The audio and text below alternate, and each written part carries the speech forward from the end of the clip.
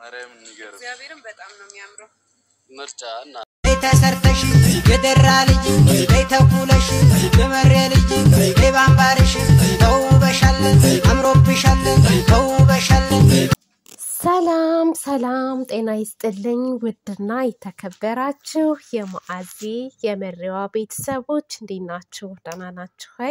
እኔ በጣም ደህና ነኝ እግዚአብሔር ይመስገን። የኔ ምርጦች የኔ ምርጦች እንዴት ናችሁልኝ? እንኳን ለጌታችን ለመድኃኒታችን ለኢየሱስ ክርስቶስ የትንሣኤ በዓል በሰላም አደረሳችሁ አደረሰን። የክርስትና እምነት ተከታዮች በሙሉ እና በዓል እንዴት ይዟችኋል? ዋዜማ ላይ ነው እንግዲህ ያለነው። በጣም ደስ ይላል። ሀገራችን ብንሆን ደስ ይላል ነበር። ነገር ግን ስደትም ላይ ብንሆን ያው እናሳልፋለን። እግዚአብሔር ይመስገን እንኳን ለዚች ቀን ያደረሰን ተመስገን ነው። ይህንንም ቀን ያላገኙ ስላሉ ማለት ነው እና ተመስገን እንበል። እና ዛሬ ደግሞ ሰሞኑን ጠፋ ብያለሁ። እኔም አልተመቸኝም። አንደኛ ታውቃላችሁ አክፋይ ነኝ። ያክፋይ ደግሞ እንግዲህ ፈትፈት እያደረጋችሁ ይዛችሁልኝ እስኪ ጠላውንም ዳቦውንም እንጀራውንም በአገልግል ቁጥር አድርጋችሁ። ድሮኛ አክፋይ ሲባል እኔ አያቴ ጋር ነው ያደግኩትና እናቴ ማለት ነው እናቴ ያክፋይ ለአያቴ ይዛ ትመጣ ነበረ። እንጀራ በአገልግል ተፈትፍቶ ምናምን አረቄ ዳቦ ይዘው ይመጡ ነበር ማለት ነው። አክስቴም እንደዚሁ ልክ ሴት ልጅ እናቷ ቤት ፈትፍታ ምናምን እንደምትሄደው ማለት ነው። እና እስኪ ፈትፈት አድርጋችሁ ይዛችሁልኝ ነው ለኔ አክፋይ ነኝ። እና ደስ ይላል። በነገራችን ላይ ፋሲካኔ በጣም ነው የምወደው። በጣም በተለይ ደግሞ ሌሊት ላይ ተነስታችሁ የምትበሉት ነገር ደስ አይልም? ዋው እኔ ከበዓላት ሁሉ ፋሲካን እወዳለሁ። አልወድም እያልኳቸው አይደለም፣ ሌላውንም እወዳለሁ። ግን ለየት የሚልብኝ ፋሲካ እስከ ዳግማ ትንሣኤ ያለው ነገር እና በጣም ደስ ይላል። ዛሬ እንግዲህ የመጣሁት ስለነ ጨረቃዋ እና ስለ ጅንኑ ነው። ፍፄም ዛሬ አለ በሀቡ ቤት ትልቅ ሰርፕራይዝ ተደርገዋል ማለት ነው። እናንተ ሰላም ፈጠሩ አይደለም ማለት ከእንተና ጋር ማለት ነው። ፋሲልም ቻናል ከፍቷል። የሆነ አየሁት ሾፍ አድርጌዋለሁ፣ ግን ያው ስላልተመቸኝ እኔም አልሰራውም ማለት ነው። እና በጣም ደስ ይላል። ሰብስክራይብ አላደረኩትም። ፋሲልን ሰብስክራይብ አደርገዋለሁ። መጀመሪያም ያው እንደሚከፍት እርግጠኛ ነበርኩ። በእነ ሀይሚ መተባበር ማለት ነው። ደስ ይላል። እንኳንም ሰላም ፈጠራችሁ። በዓሉን እንግዲህ ፏ ብላችሁ ድምቅ ብላችሁ ሁላችሁም ተሰብስባችሁ ማሳለፍ አለባችሁ። ለሀይሚዬና ለቡራዬ እንግዲህ አድናቂዎቻቸው በዓል ሲመጣ ሁሌም ባበሻ ልብስ ሸብረቅ ደመቅ ያደርጓቸዋልና ዛሬም ደግሞ እንደተለመደው በጣም የሚያምር ያበሻ ልብስ እንግዲህ ገዝተው ሰርፕራይዝ አድርገዋቸዋል። በጣም ደስ ይላል። ፍፄም ለምን ይቅርበት ተብሎ እንግዲህ ፍፄ ወንድማችንም ግን ሀቡ ግን ለፍፄ ቢያንስ ያበሻ ልብስ ነው። ያኛው ግን ሱሪና የሆነ ነጣ ያለ ነገር ነው። ማች ከነሱ ጋር አይደለም። ያው ትእዛዙ አይደርስም ብዬ ነው ብሏል። ግን በጣም ያምራል። የሀይሚዬም የጅንኑም ልብስ በጣም ያምራል። ወድጀዋለሁ። ቁም ነገር ማለት ነው። ያው ጅንኑ እየወፈረ ስለሆነ ሰፋ አድርጌ ነው ያሰራሁለት ብሏል።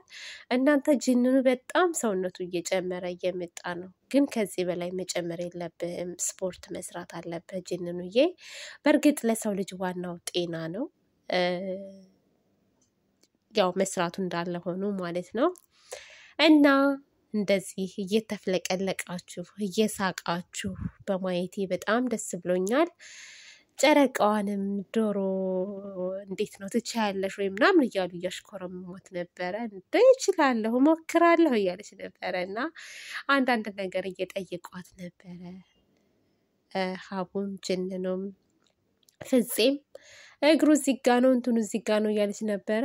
ዶሮ ደግሞ በሁለት አይነት አሰራር አለው አላለችም? ኧረ ተይ አንድ አይነት ነው ዶሮ? ስንት አይነት አገነጣጠሉ ነው ወይስ ምንድነው? ተመሳሳይ እኮ ነው። በነገራችን ላይ ግን ሙያ እንደየቤቱ ይለያያል ይባላል። ዶሮ አሰራር ሙያ ካገነጣጠል ከአስተጣጠብ ጀምሮ ሙያ። አሁን እኔ እናቴ ዶሮ ስትገነጣጥል ምናምን እንትን ስትል መጀመሪያ ዶሮዋ ታርዳ ከዛ ከሞተች በኋላ እንትን ውሃ ይፈስባታል። የፈላ ውሃ ማለት የፈላ ውሃ ይፈስባታል። ላባዋ ይነሳል። ላባዋ ከተነሳ በኋላ በምንድነው ምንድነው የሚባለው? በእናታችሁ ስም የጠፋብኝ። ይሄ የምትነፋበት ማለት ነው። ትነፋለች ዶሮዋ። ከተነፋች በኋላ በእሳት ትለበለባለች። ጸጉሩ ነው የሚለበለበው። ትለበለብና ከዛ በእንትን በሽሮ ምናምን ትታጠባለች። በሎሚ በምንድነው በጫው ምናምን ትዘፈዘፋለች። እንደዛ እኔ በነገራችን ላይ እዚህ ዶሮ ስሰራ የኔ ምርጦች እንደ ኢትዮጵያ ምናምን እኮ ነው ያልሰራም። ክትክትክት አድርጌ በሚመቸኝ መልኩ ማለት ነው። 10 ቦታ ሆነ 7 ቦታ ሆነ 12 ቦታ ከትክቼ ነው የምሰራት። እኔ እኮ ነው ቤተሰብ አሁን ሰርቻለሁ። ዛሬ ለነገ ሰርቻለሁ ዶሮ። ያው እንግዲህ አልተቀበሰም። ጫው ትንሽዬ ነው ያደረኩት። ነገ ይስተካከላል ተብሎ ሰርቻለሁ ዶሮ። ታውት ነገ ማፏ ብለን ነው የምናከብረው ማለት ነው። ፏ ድምቅ ብለን እንኳንም አደረሰን እንጂ ለዚች ቀን እውነት። እና ሙያ እንደየቤቱ ይለያያል ማለት ነው። ሀይሚዬም እንግዲህ 2 አይነት አሰራር አላት ብላለች። እንደዛ ነው። እነሱ ግን የሚያከብሩት ይመስለኛል ቡታጅራ የሚሄዱ ይመስለኛል። ሄደዋል እንደ ቤተሰብ ይሄዱ ይመስለኛል ቡታጅራ። እንዴ ሀቡ የት ነው ያለው? የብሩኬ ወንድም የት ነው ያለው? ቡታጅራ ነው። ሰሞኑን የሚሰሩትን ቪዲዮ ስላላየው እርግጠኛ አይደለሁም። በነገራችን ላይ ደግሞ እንሄዳለን ብሏል ብሩኬ ማለት ነው።